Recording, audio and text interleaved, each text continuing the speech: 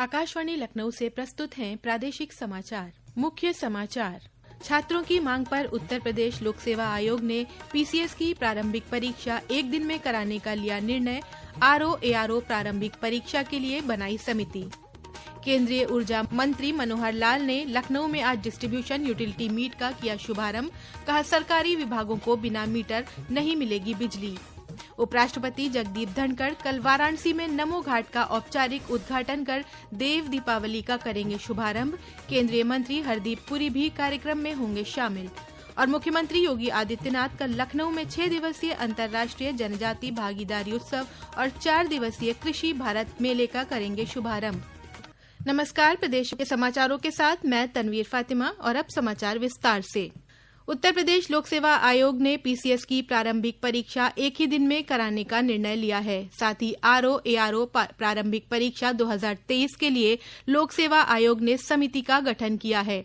प्रयागराज में बीते कुछ दिनों से प्रतियोगी छात्र एक दिन में परीक्षा कराने की मांग को लेकर प्रदर्शन कर रहे थे। पेश है हमारे प्रतिनिधि की रिपोर्ट। प्रयागराज में प्रदर्शनकारी छात्रों की मांगों के मद्देनजर मुख्यमंत्री योगी आदित्यनाथ ने यूपीपीएससी के छात्रों के साथ संवाद और समन्वय बनाकर आवश्यक निर्णय लेने का निर्देश दिया था। इसके बाद लोक सेवा आयोग ने यूपीपीएससी प्रारंभिक परीक्षा 2024 को एक दिन में कराने का फैसला लिया है। साथ ही आरओ-एआरओ प्रारंभिक परीक्षा 2023 के लिए समिति का गठन किया गया है। समिति सभी पहलुओं पर विचार कर अतिशीघ्र अपनी विस्तृत रिपोर्ट प्रस्तुत करेगी। प्रवीण मिश्र, आकाशवाणी समाचार, प्रयागराज। 8 दिसंबर को होने वाली उत्तर प्रदेश उच्च न्यायिक सेवा परीक्षा 2023 अगली सूचना तक के लिए टाल दी गई है। रजिस्ट्रार जनरल द्वारा जारी पत्र के अनुसार ये परीक्षा अपरिहार्य प्रशासनिक कारणों से टाली गई है। केंद्रीय ऊर्जा, आवासन और शहरी मामलों के मंत्री मनोहर लाल ने आज लखनऊ में डिस्ट्रीब्यूशन यूटिलिटी मीट 2024 की शुरुआत की।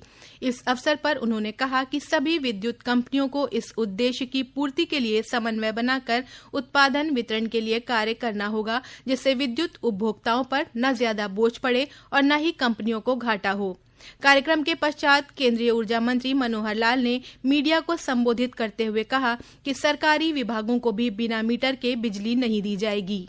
सबसे पहले प्रीपेड मीटर्स वो सरकारी विभागों में ही लगेंगे, ताकि सरकार यानी जो विभाग है वो अपने पैसे से पहले प्रीपेड का खर्च करके तभी बिजली ले पाएगा, अन्यथा बिजली नहीं ले पाएगा।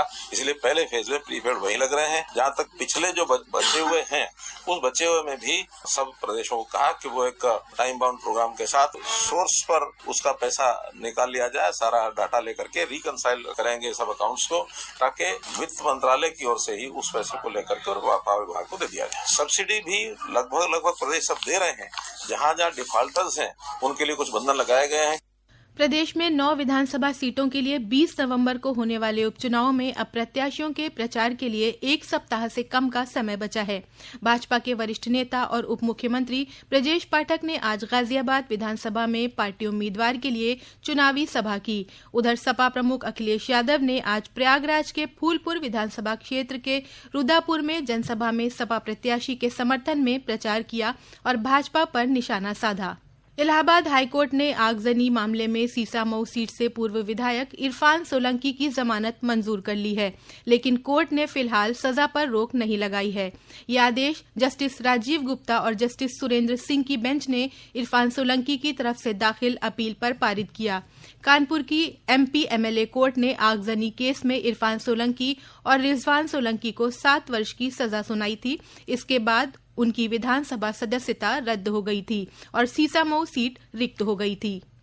गौतम बुद्ध नगर के नोएडा इंटरनेशनल एयरपोर्ट पर कल से विमानों के ट्रायल की प्रक्रिया शुरू होने जा रही है। इस परीक्षण के तहत प्रतिदिन 2 से 3 विमानों का ट्रायल किया जाएगा।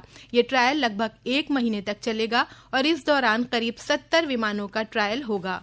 उपराष्ट्रपति जगदीप धनखड़ कल देव दीपावली के अवसर पर वाराणसी में नमो घाट का औपचारिक उद्घाटन करेंगे।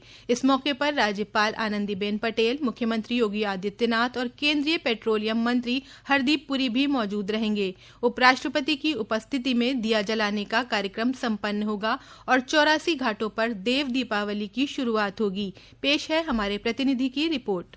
प्राचीनता और आधुनिकता के साथ तालमेल मिलाकर चलती काशी के घाटों की श्रृंखला में एक और पक्का घाट जुड़ गया है। यह वाराणसी के पहले मॉडल घाट के रूप में जुड़ा है। इसका विस्तार नमो घाट से आदिकेशव घाट लगभग 1.5 किलोमीटर तक हुआ है। घाट की बनावट और अंतर्राष्ट्रीय सुविधा के साथ नमस्ते का स्कल्पचर पर्यटकों को आकर्षित कर रहा है। जल, थल और नभ से जुड़ने वाला यह पहला घाट होगा जहाँ हेलीकॉप्टर भी उतारा जा सकता है। यहाँ floating CNG station, open air theatre, कुंड, फ्लोटिंग जेटी पर बाथिंग कुंड तथा चेंजिंग रूम का भी निर्माण हुआ है। नमो घाट का पुनर्निर्माण 2 फेजों में किया गया है। इसका निर्माण 81,000 स्क्वायर मीटर में 91.06 करोड़ से किया गया है। उद्घाटन के साथ ही देव दीपावली कार्यक्रम का शुभारंभ होगा। इस बार देव दीपावली के मौके पर पहली बार विदेशी कलाकारों द्वारा शिव तांडव कार्यक्रम का भी आयोजन होगा। मनीष सिंह, आकाशवाणी समाचार, वाराणसी।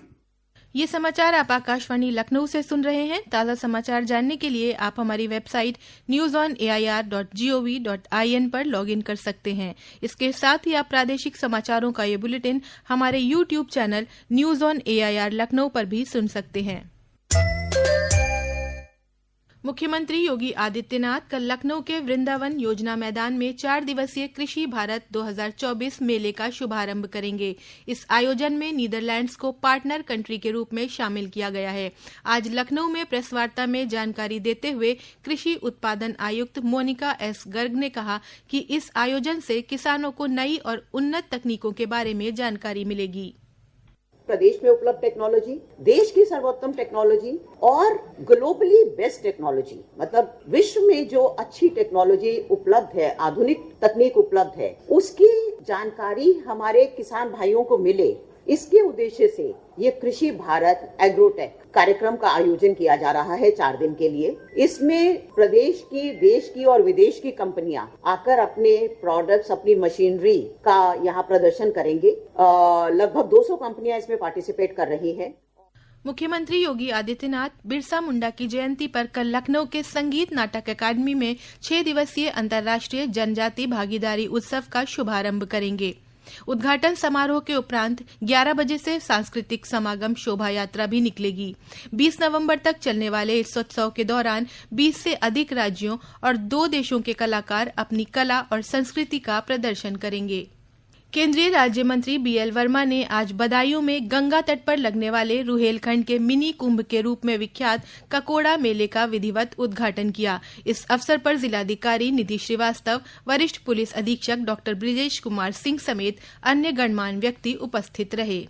प्रदेश भर में कल गुरु नानक जयंती और कार्तिक पूर्णिमा का पर्व मनाया जाएगा। कार्तिक पूर्णिमा को लेकर प्रशासन की तरफ से विशेष इंतजाम किए गए हैं।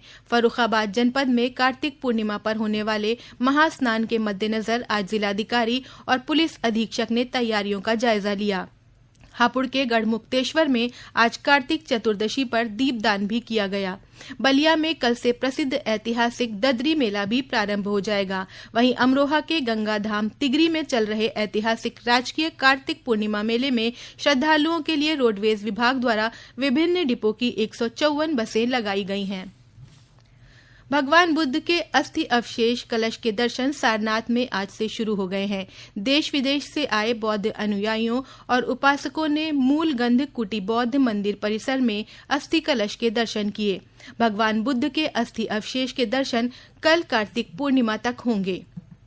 और अंत में मुख्य समाचार एक बार फिर। छात्रों की मांग पर उत्तर प्रदेश लोक सेवा आयोग ने PCS की प्रारंभिक परीक्षा 1 दिन में कराने का लिया निर्णय। RO-ARO प्रारंभिक परीक्षा के लिए बनाई समिति।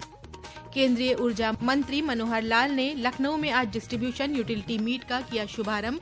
कहा, सरकारी विभागों को बिना मीटर नहीं मिलेगी बिजली। उपराष्ट्रपति जगदीप धनखड़ कल वाराणसी में नमो घाट का औपचारिक उद्घाटन कर देव दीपावली का करेंगे शुभारंभ। केंद्रीय मंत्री हरदीप पुरी भी कार्यक्रम में होंगे शामिल।